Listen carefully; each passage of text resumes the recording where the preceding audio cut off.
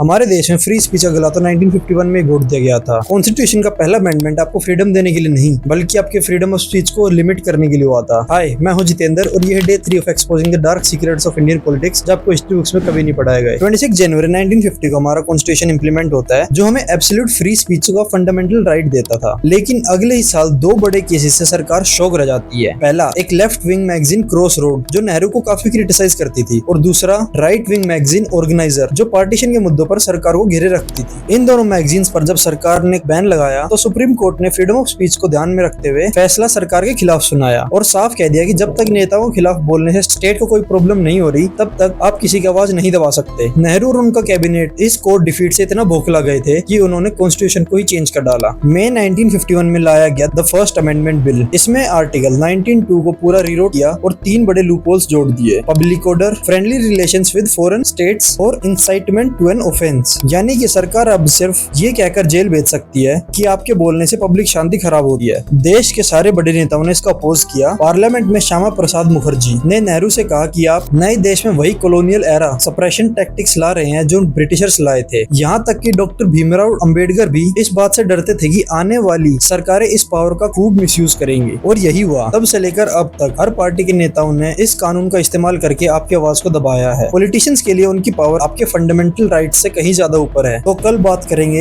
एक ऐसे political master stroke की जहां रातों रात एक पूरी इलेक्टेड स्टेट गवर्नमेंट को गिराया गया था। तो फॉलो करना मत भूलना। Thank you.